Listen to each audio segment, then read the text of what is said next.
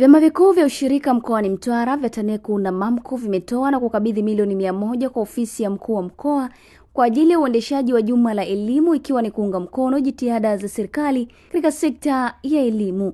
Katika juma la elimu, mkoa huo huadhimishwa kwa kutoa zawadi mbalimbali kwa walimu, wanafunzi na wadau wa elimu kwa kutoa mchango mkubwa wa kuboresha taaluma mashuleni. Wakizungumza wakati wa makabidhiano hayo, wenye viti wa vyama hivyo wamesema kuwa jambo hilo litakuwa endelevu kila mwaka ili kuleta matokeo chanya na mapinduzi makubwa ya elimu kwa watoto. Tutahakikisha mchango huu wa kusapoti elimu tunatekeleza kwa 100%, na nikuhakikishie tumepata baraka kutoka kwenye mikutano yetu ya AMCOS huko chini.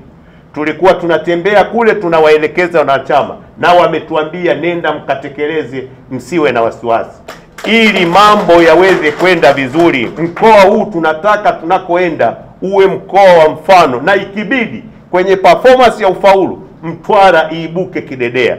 Letu la chama kikuu cha MAMCU hatujarudia tu hapa, hata huko kwenye vyama vya msingi pia sasa wanafanya haya matukio.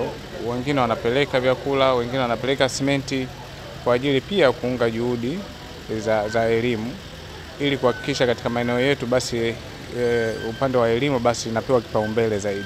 Akipokea hundi ya fedha hiyo, mkuu wa mkoa wa Mtwara Kanali Patrick Kisawala amesema vyama hivyo vimekuwa mfano wa kuigwa kwa taasisi zingine, kwani licha ya kutoa fedha kila mwaka kwa upande wa elimu, pia wamekuwa wakitoa mchango katika mambo mbalimbali ya maendeleo ndani ya mkoa huo. Jambo hili ni la kuigwa na taasisi nyingine zinazofanya shughuli zake mkoani kwetu Mtwara. Hii itasaidia wananchi kuona na kutambua mchango wa vyama vikuu vya ushirika na taasisi nyingine katika kuendeleza na kuboresha sekta zote, ikiwepo sekta ya elimu.